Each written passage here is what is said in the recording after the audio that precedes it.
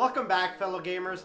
I want to talk to you today about how I feel Activision knows it screwed the pooch with this beautiful copy of a game. Now, I'm not talking about Modern Warfare Remastered. That thing is beast. I love it.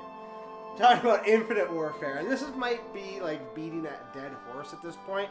There's been videos ad nauseum about how people don't like this game. But I'm not going to even go there because to be honest with you, haven't even downloaded it. I bought this game Black Friday to get this. It was cheaper for me to get this game, both of these, than to get another copy of Black Ops 3. Now, if you've jumped on any of my live streams recently, or even not recently, ever since I started playing Black Ops 3 on my live stream, I've been asked if I can get it for the PS4, and I have been looking. Since pretty much, I guess, July is when I started streaming Black Ops 3. And I figured Black Friday or Cyber Monday would have been the perfect time to pick up a copy of this. Historically, you can get the previous Call of Duty games for cheap. You can get them for $20 at Best Buy, EB Games, GameStop, Amazon, whatever. I've gotten older games without fail that way. So this year goes by, and lo and behold, unsurprising that this is on sale because, hey, it's got a bad rap. Activision wants to sell more of these, so yeah, they put it on sale. To get both games ended up being like $69 Canadian. The price of just normally a Call of Duty game by itself. And I always said it from the get-go, I was not going to pay $120 to play Modern Warfare Remastered. If they wanted to package it alone, I was going to do it, or worse, sell it for $69.99, I'll buy it. True to my word, I bought it, and I've loved it ever since. I thoroughly enjoyed it. If you were hesitant about picking up Modern Warfare Remastered, it is a good buy. And I don't doubt that it will be available as a standalone in the foreseeable future. I don't think Activision is going to leave money on the table, and I'll get back to more about money on the table with Infinite Warfare and Call of Duty Remastered in just a second. But you had to know that Activision knew something was up when they didn't give the authorization for people to drop the price on this old game. And it's funny, we call a year-old game old. Like, we look at games like Witcher 3 and other big, long-standing games, and we don't see them as old. Halo 5 sure might be a bit older, but it's because there's not yearly releases. Now we're seeing people stick with Black Ops 3. I can easily find games, whether it's zombies, multiplayer, whatever, on Black Ops 3, and I don't feel the need to actually jump on Infinite Warfare. Before I bought this on Black Friday, I didn't really need to do anything else because I had this, I was loving it, just like McDonald's.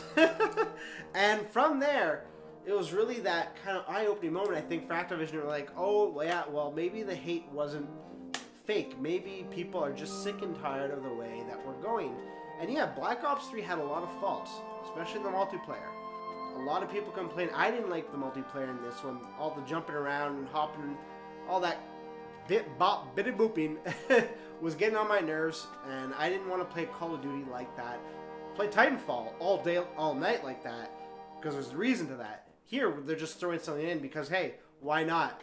And that's what happens when you push out releases every year for a franchise that doesn't really need it. You're not a sports franchise, Call of Duty, and even at that, sports franchises, this day and age shouldn't even have that. I'm going to touch on that in another video.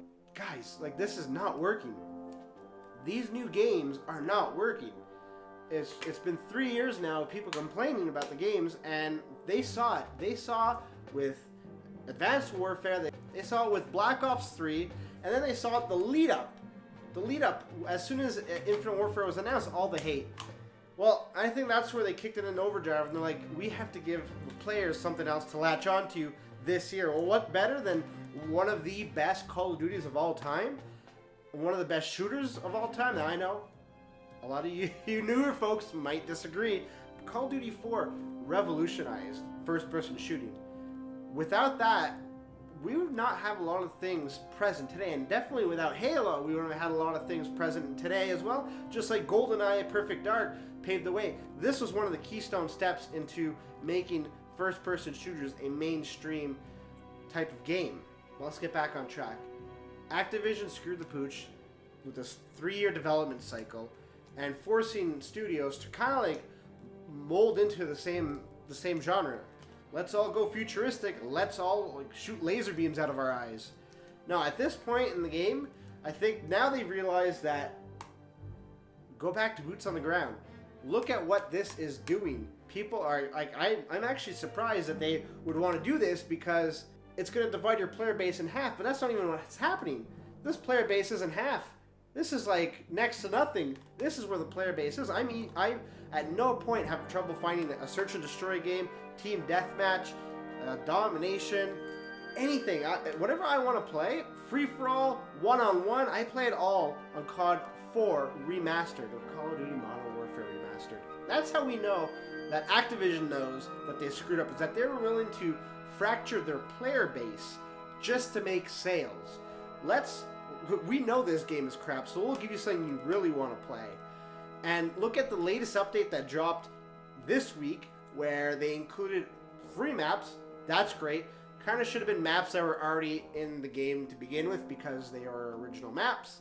But hey, let's not get too carried away. In Call of Duty Modern Warfare Remastered, we now have supply drops, just like the last few Call of Duties, with microtransactions. So yep, we know that we're not going to be getting microtransactions from this game, so let's go get microtransactions from games that never had it. They said it's cosmetic, so I'm okay with that. If you want to spend the money, if you got the money to spend, go for it. It just shows us where they're trying to milk their money because they're not getting it from here. It says to me that they needed to do something at the 11th hour. They really needed to rush out, get something that players would want, deliver it to them, get them to buy the crappy title. And I'm sorry, Infinity Ward, I used to love you guys so much. It's what happens when Activision just taps that well dry. Call of Duty does not need a yearly release, and this is not a new point of view. It's been hammered home by lots of different people, lots of people with more experience than myself in the industry. I'm hoping that this backlash that they've gotten from the community just goes to show that don't take us for fools. It's gone to the point now where I would be shocked if we don't get a Modern Warfare 2 remastered, Black Ops remastered by the time that rolls around, and who knows what else remastered. But at this stage of the game, I think they realize that they cannot continue on the path they're on, or else they're just going to ruin their IP, more so than it already has. You know, a lot of people have bailed. It's unfortunate because Call of Duty was great. It's not a case of making Call of Duty great again. It's just slow your roll, slow the release time, drop the 3 studios working on the same game, just alternating. Drop back, if you want to drop back down to 2, drop it back down to 2. Whatever you do, keep Treyarch in the fold. Treyarch has been knocking it out of the park. Now, I know I said I didn't like Black Ops 3 multiplayer. I have a feeling that they were shoehorned into that. You know, they went against the grain a lot of the times. You look at Modern Warfare 1, they put out World at War. They put out Black Ops when Modern Warfare 2 was doing, like, great. They've taken risks like zombies. I like Treyarch, and I would love to see them have free reign. Now, again, I'm not going to pretend to know. Maybe they did want to put it in. I just get the feeling by the way it was implemented and the way that it was executed through Black Ops 3 that like they're dragged in kicking and screaming. I hope that this is a wake-up call for Activision and seeing the backlash, and not only seeing the backlash, but feeling it. People are voting with their wallets by not buying the game, or buying the game at a discounted price and only playing this. I'm interested to see what next year's Call of Duty is going to be like. I'd like to know your opinion. Do you think Activision has learned its lesson? Do you think that they're just going to keep pumping out and trying to entice us even more with these extra games added on? Like, what's next? What happens once all the gold games have been remastered and put out there? Like, they can't just recycle them again, can they? I don't think so. I mean, nobody's going to be picking up, I think, Advanced Warfare Remastered in 10 years. But I'd love to know your opinion. Let me know in the comments. In the meantime, if you'd like to check out any of my other videos, you can do so right over here. And you can also subscribe right here. Lets you know when we go live during our live streams, or when we upload new videos just like this one. Thanks for watching, and thank you for making me a part of your day. Until next time, good gaming.